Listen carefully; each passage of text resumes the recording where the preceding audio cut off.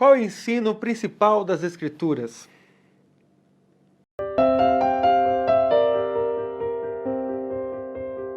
As Escrituras nos ensinam principalmente o que o homem deve crer a respeito de Deus e qual dever Deus requer do homem. Nós estamos estudando nesta semana a pergunta de número 3 do breve catecismo, que vai mostrar que o principal ensino das Escrituras é mostrar o que devemos crer a respeito de Deus, como também o dever que Deus requer de todos nós. E hoje eu gostaria de, além da pergunta do breve catecismo, fazer uma seguinte pergunta. E agora, como viveremos? Como viveremos numa sociedade cada vez mais corrompida no mar de imoralidade?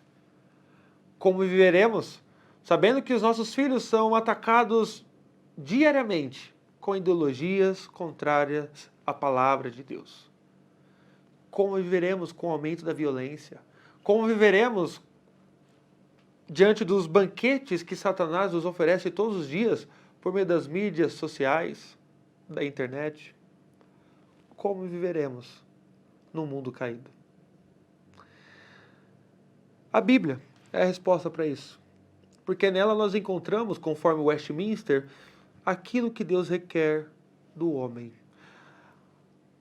Paulo, na sua última carta, antes de morrer, a Timóteo, lá em 2 Timóteo, capítulo 3, verso 16, ele diz: toda a Escritura é inspirada por Deus e útil para o ensino, para a repreensão, para a correção, para a justiça, a fim de que o servo de Deus seja perfeito e perfeitamente habilitado para toda boa obra.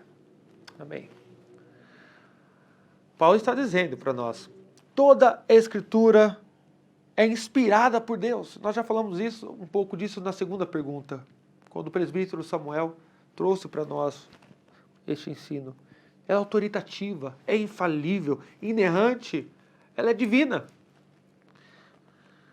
Mas ao mesmo tempo ela é útil para o ensino, para a repreensão, para a correção, para a justiça, com o objetivo de que nós cheguemos à perfeição.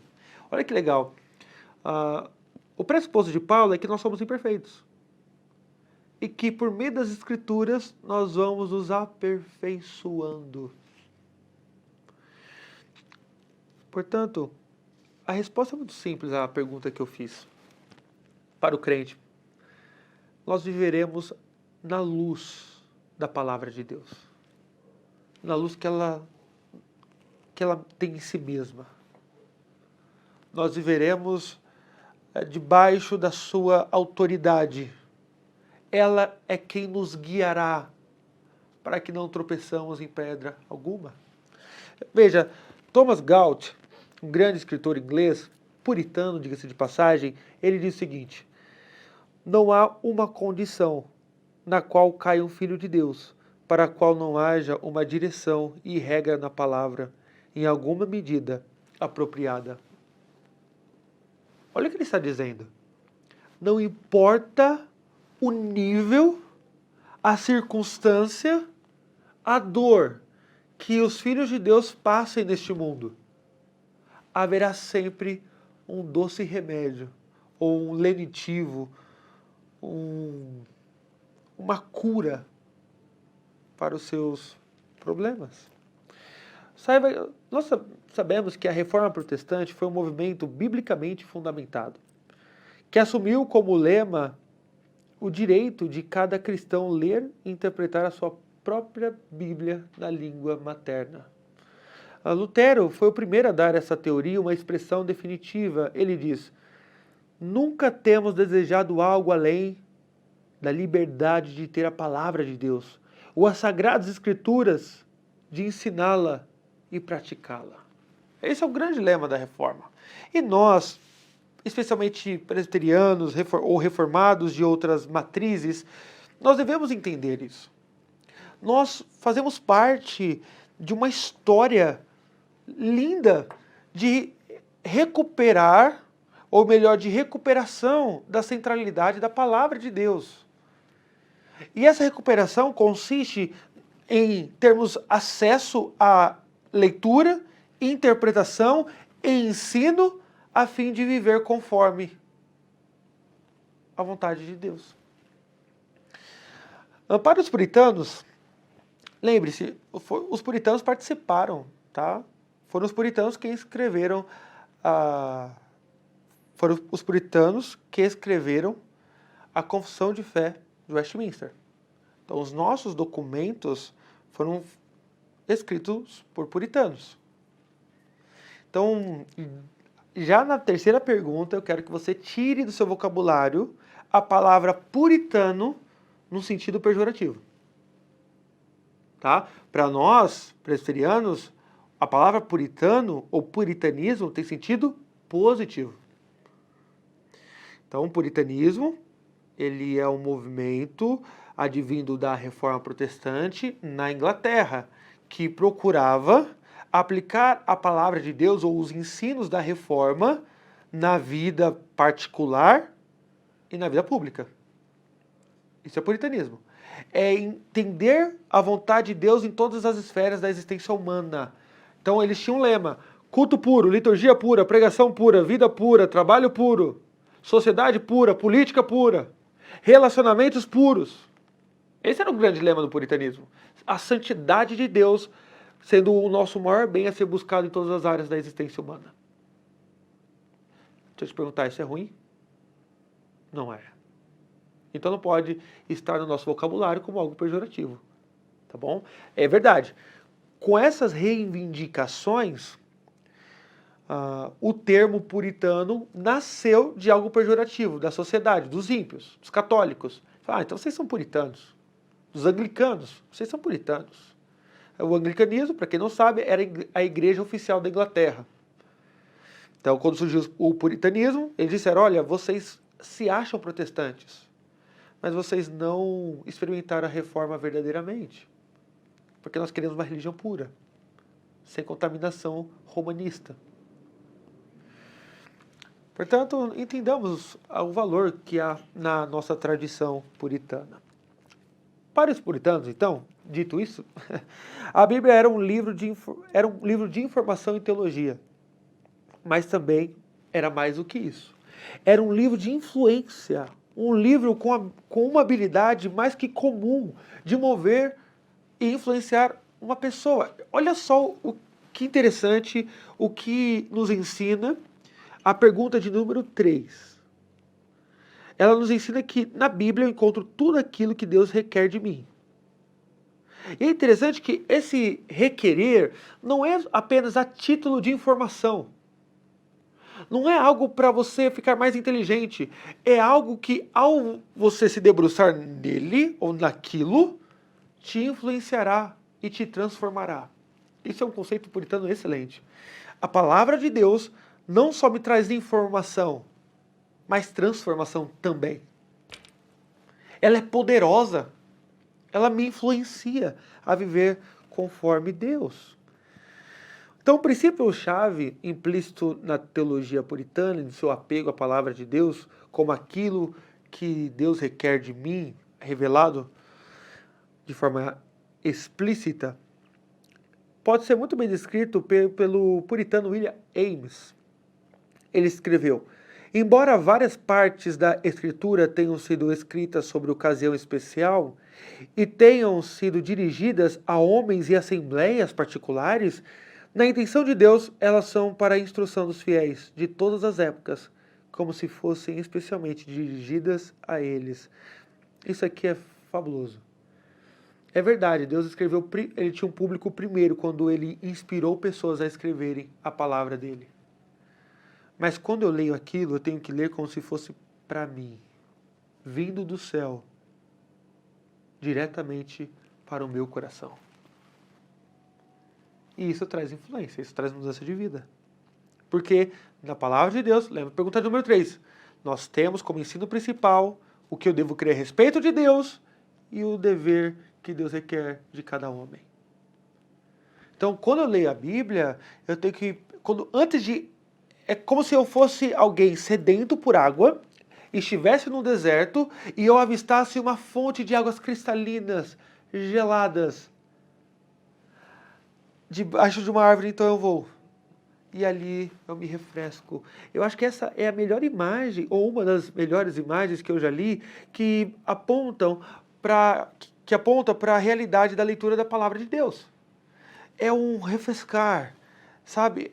Então eu tenho que ir para a palavra de Deus para esperar por isso. É como se eu fosse todas as manhãs à porta do céu, falando: Senhor, como o Senhor quer que eu viva para a sua glória no dia de hoje? Senhor, mostra-me o que eu preciso melhorar, aquilo, ou melhor, naquilo que eu preciso aperfeiçoar.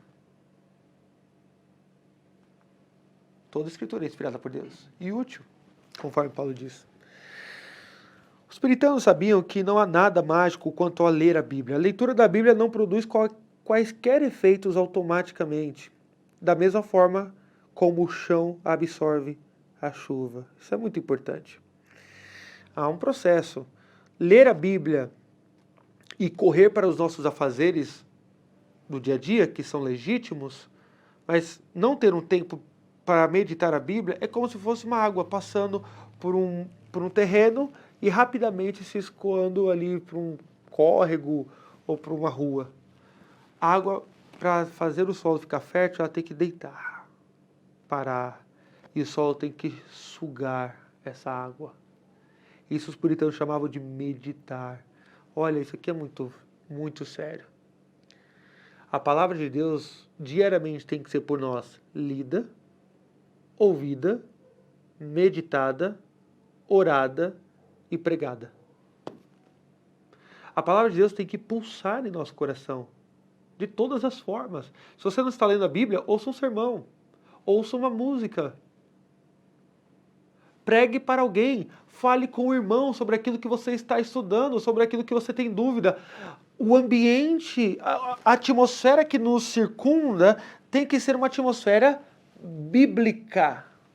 As pessoas têm que sentir o aroma de Cristo ao se aproximar de nós.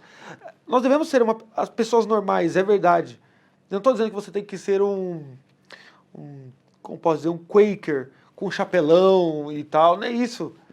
Mas a pessoa, quando se aproximar de você, ela tem que ter a sensação de que está se aproximando de uma mulher ou de um homem de Deus, cujo principal referencial é a palavra. Isso faz diferença. É por isso que muitas pessoas morreram no passado, para que vocês tivéssemos essa referência na palma da nossa mão. Quer ver? Literalmente. Eu não sei, de verdade, quantas versões de Bíblia eu tenho só no meu celular. João Calvino não teve esse privilégio. Lutero também não. Lutero ficou por muito tempo traduzindo o Novo Testamento para o alemão, num castelo. Entre outras histórias de tradução de Bíblia. Hoje nós temos na palma da nossa mão, de todas as versões, todas as cores. Mas sabe qual é a diferença? Ainda que nós tenhamos a palavra de Deus em nossa mão, em nossa cabeceira, não a temos como centro da nossa vida. Essa é a diferença, porque muitos crentes no passado eram fortes e hoje muitos crentes com maiores ferramentas são fracos. Se a palavra não for o nosso referencial principal, seremos fracos, sempre. Eu termino o nosso momento de hoje falando do julgamento de um puritano chamado John Rogers, em 1555. Do julgamento de Rogers, perante a alta comissão sobre acusação de heresia, o bispo Stephen Gardiner, lembre-se de que a igreja oficial da Inglaterra era contra os puritanos. Tá? Então, nesse período do século XVI. Então, esse bispo, ministro da Justiça da Rainha Maria, apelidada por alguns de Maria Sanguinária, afirmou para John Rogers: escute-me, não se pode provar nada pela Escritura. A Escritura está morta. Ela precisa ter um expositor vivo. Ao que o Rogers replicou: não, a Escritura está viva. Este foi de fato o lema dos reformadores, dos puritanos, e deve ser o nosso também.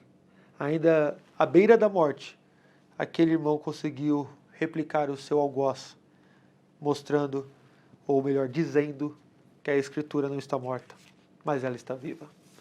A pergunta é: você é apegado à palavra? Você tem estudado a palavra de Deus? Familiar ou de forma familiar, ou na igreja, ou de forma pessoal? Porque é somente nela que a nossa visão sobre Deus, que por natureza é distorcida, é corrigida. E é somente nela que nós entenderemos ou entendemos o que Deus requer de cada um de nós. Que Deus nos ajude. Se você ficou comigo até mais esse final de vídeo, eu peço que você, por favor, curta, compartilhe. Se você não é inscrito, inscreva-se no nosso canal. Eu tenho visto nas análises do nosso canal, cerca de 25% do nosso público consome o nosso conteúdo, tranquilo. Eu fico feliz que você venha a este canal, sempre, será bem-vindo. Mas não se inscreve. Talvez, eu creio que é porque não saiba, tá? Então, aqui, deste lado aqui, ó, eu acho que é aqui, por aqui, vai ter o botão de se inscrever. Você se inscrevendo, você mostra para a plataforma que esse conteúdo é relevante. E por que é importante? Para que mais pessoas redescubram a fé reformada. Tá? Eu vim à presbiteriana por conta da internet, por conta dessa plataforma. Eu ouvia um sermão reformado e meus olhos, ou melhor, as vendas dos meus olhos foram tiradas. Que Deus ajude a esse vídeo a chegar a mais lugares, para a glória do nome dele. Que Deus abençoe e nós nos encontramos numa próxima.